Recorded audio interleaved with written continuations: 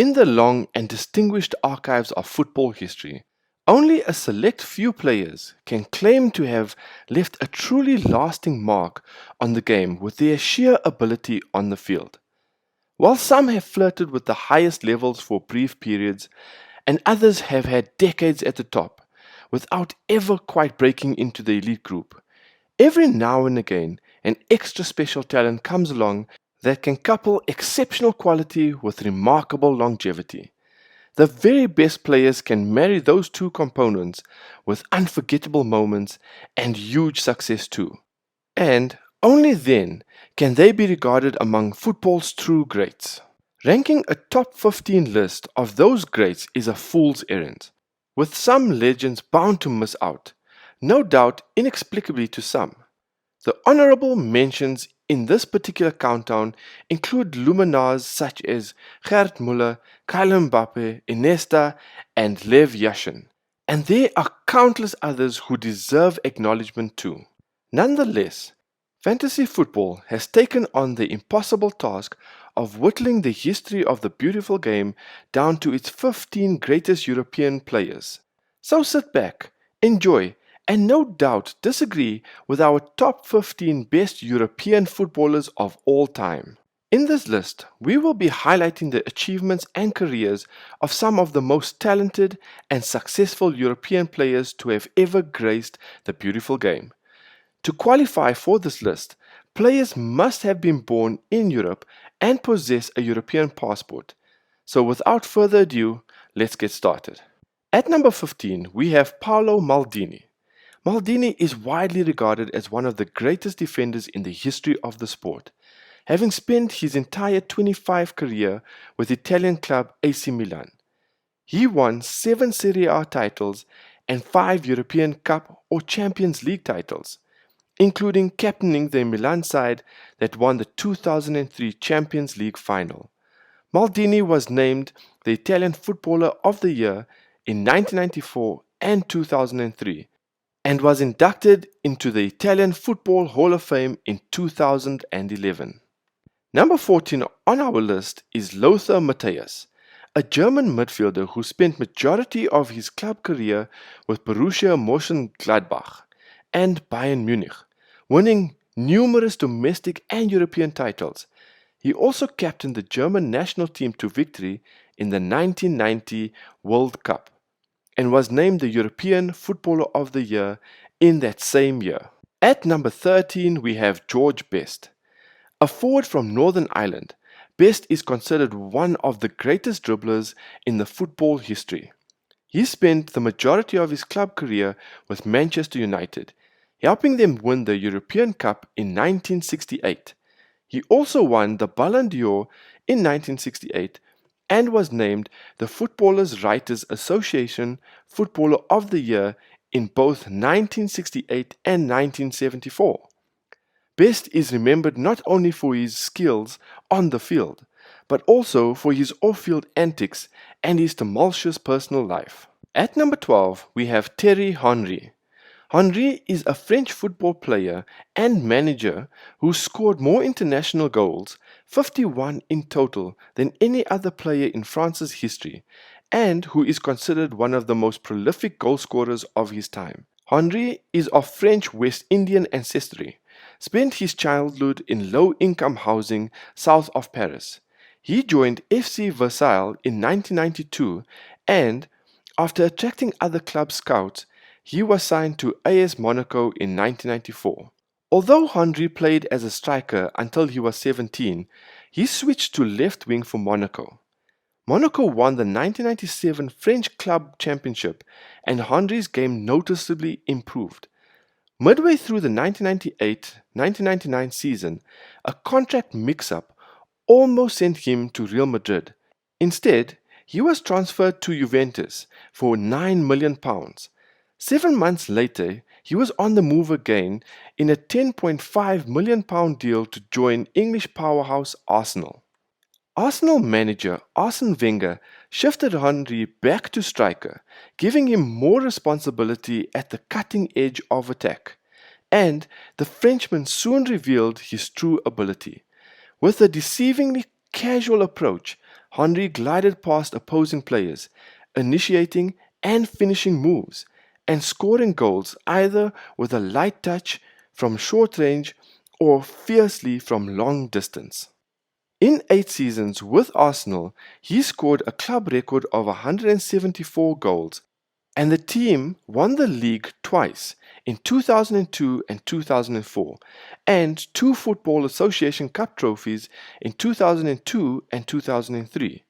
In mid-2004, Henry clinched the 2003-2004 Golden Shoe of Europe's leading association football goalscorer with 30 goals and helped Arsenal to another Premier League championship.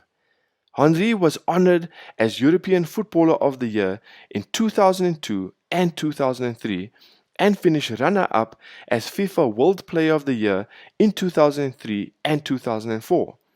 In 2006, Arsenal advanced to the Champions League final. Although they lost to FC Barcelona, it was the best Champions League finish in the history of the club. In 2007, Henry was transferred to Barcelona for a fee of £16 million.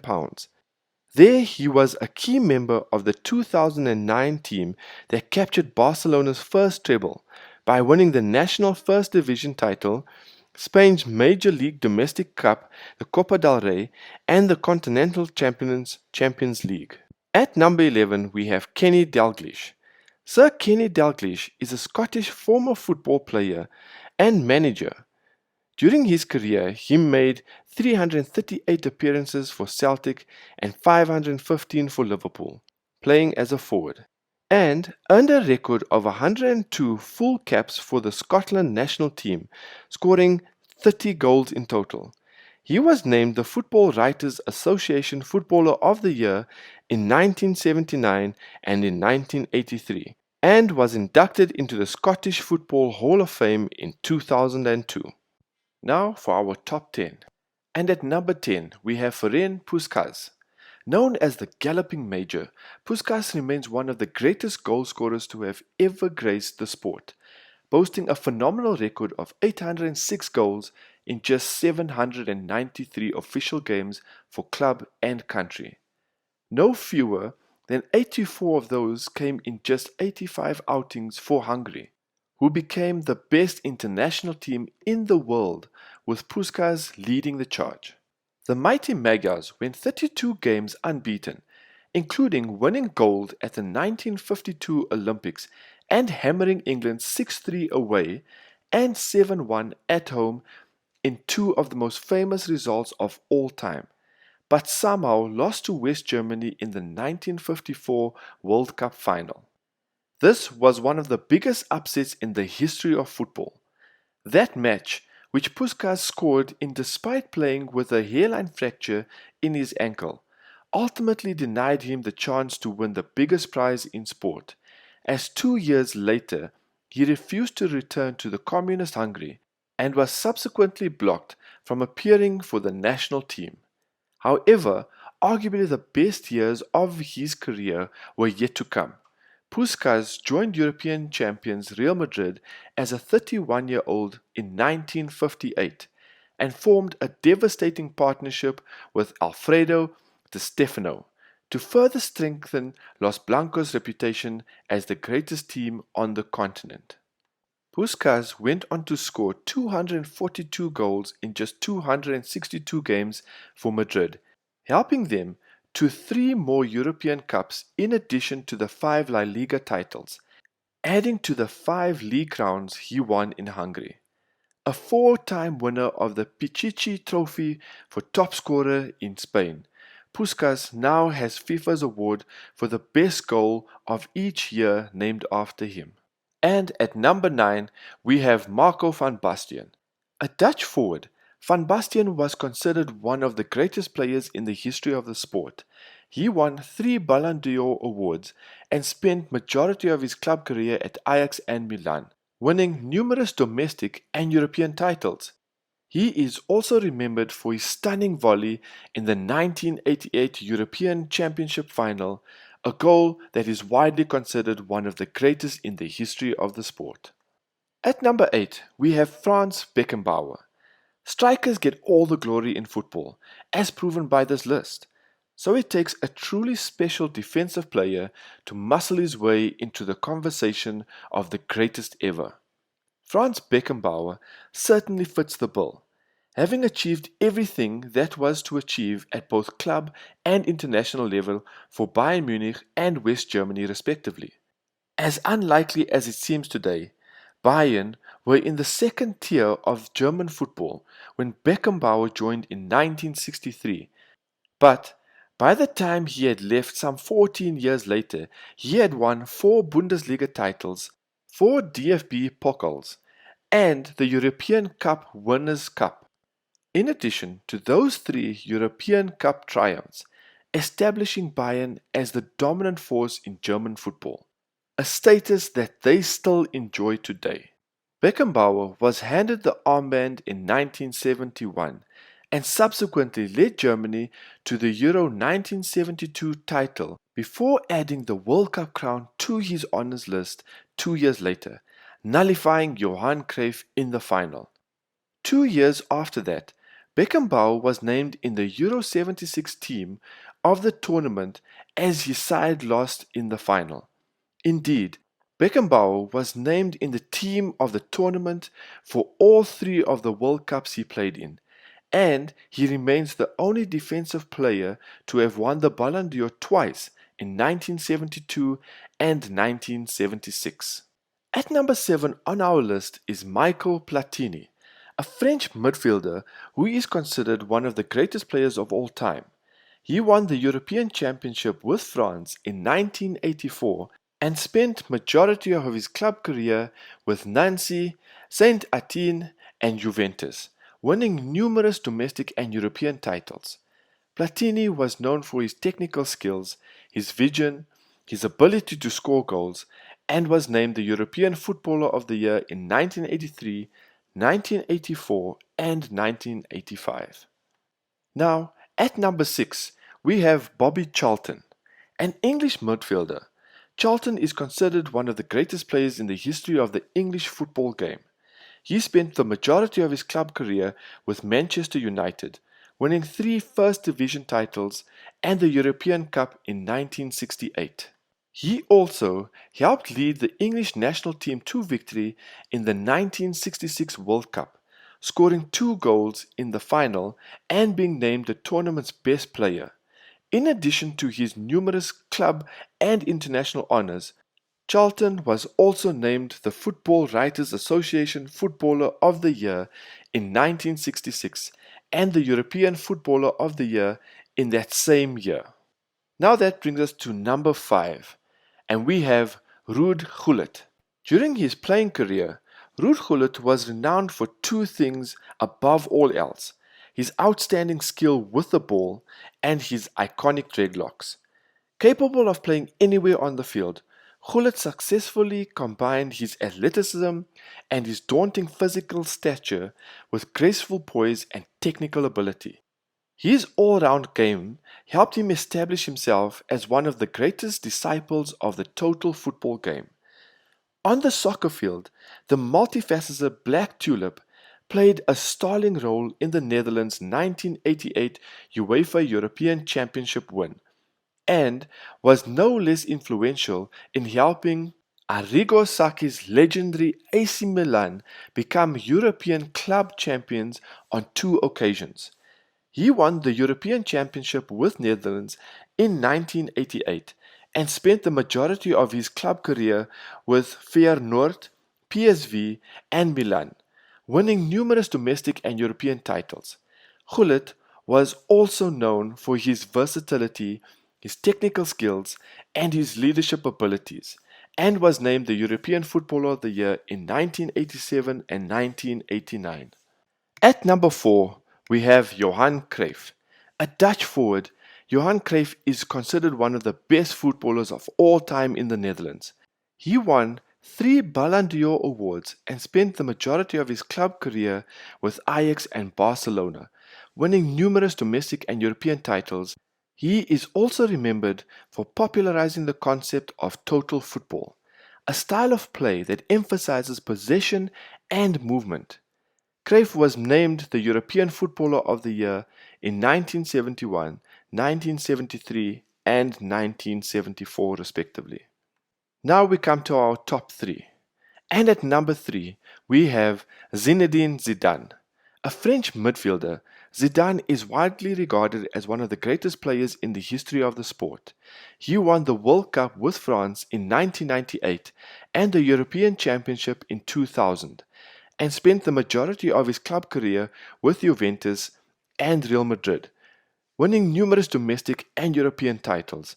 Zidane was known for his technical skills, his vision, and his ability to score goals, and was named the FIFA Player of the Year 3 times. A midfielder who bore the similarity to Cruyff when it came to the elegance, class, technique, and ball control. Zinedine Zidane just pips the Dutch master to third on the list by just the narrowest of margins. Zizou was almost balletic in his play, perhaps most notably of all when he taught defending champions Brazil a football lesson in the 2006 World Cup quarter-final. And his style was so similar to art that the film was released simply depicting him on the ball, with no narration or commentary over the top. The Frenchman mixed that grace with some steel too, although that aggressiveness boiled over in his final game as a professional footballer as he was sent off for headbutting Marco Materazzi in the 2006 World Cup final. It was an undignified and undeserving way for one of the greatest careers ever to end, having earlier scored in the final to put France on course for a potential dream departure. But it also does not overshadow all the sensational things he did prior to that. Indeed, 8 years after becoming the villain for using his head, Zidane was a hero for doing the same as he scored 2 headers in the 1998 World Cup final to catapult France to victory over Brazil on home soil, a tournament which saw Las Blues lift the trophy for the first time and Zidane become a national icon. Zidane also helped his country to Euro 2000 glory in his 108 caps. While his club career is best remembered through his spell at Juventus and Real Madrid, it was a leading Galactico alongside the likes of Luis Figo and Ronaldo that Zidane produced arguably the finest moment at club level, scoring one of the greatest Champions League final goals of all time as Madrid won the 2001-2002 tournament. The midfielder ended his career with 3 FIFA Player of the Year awards and 1 Ballon d'Or. While in 2004 he was voted UEFA's best European player of the last 50 years. And now, for number 2, we have Bobby Moore. England's captain and talisman during the 1960s, Bobby Moore was described by players such as Pele and Franz Beckenbauer as the best defender they have ever seen. But Moore was more than just a player. He was a leader on the pitch and an inspiration to others. England manager Alf Ramsey made him his captain at the age of 22, and he went on to lead the team 90 times, out of a total of 108 appearances for England. Ramsey described him as my captain, my leader, my right-hand man. He was the spirit and the heartbeat of the team. A cool and calculated footballer I could trust with my life. He was the supreme professional, the best I have ever worked with. Without him, England would never have won the World Cup. Bobby Moore made over 500 appearances for West Ham United, including victories in the FA Cup final in 1964 and European Cup Winners' Cup final in 1965. He was voted Footballer of the Year in 1964 and BBC Sports Personality of the Year in 1966. He ended his playing career with Fulham and in North America. Then he tried management with Oxford City and Southend, but was never as successful off the field as on it. Tragically, he died young in 1993 and it was only in recent years that his contribution to English football has been truly recognized. The inscription on the statue outside the new Wembley Stadium says it all. Immaculate footballer, imperial defender, immortal hero of 1966, first Englishman to raise the World Cup aloft, favourite son of London's East End, finest legend of West Ham United, national treasure, master of Wembley, lord of the game, captain extraordinaire, gentleman of all time. Now, at number 1, we have to give it to Cristiano Ronaldo, a man who evolved from a tricky, at times ineffective winger into arguably the greatest scorer of all time. Cristiano Ronaldo's contribution of quality and longevity is rivaled by very few in the history of the sport. Widely regarded as the leading scorer of all time in official matches, having netted over 800 goals for club and country, Ronaldo also boasts almost 1,200 career appearances and 32 trophies during that time. The Portuguese icon has won 7 league titles in 3 different countries, 5 Champions League crowns, and led his country to success at Euro 2016 and the inaugural Nations League. Speaking of his international record, Ronaldo also boasts the most goals on the world stage with 118 and the joint most international appearances of any player in history with 196 at the time of this recording. The Champions League all-time record appearance maker, goal scorer, and assist provider, Ronaldo has scored more than 100 goals for Manchester United, Real Madrid, and Juventus during his career.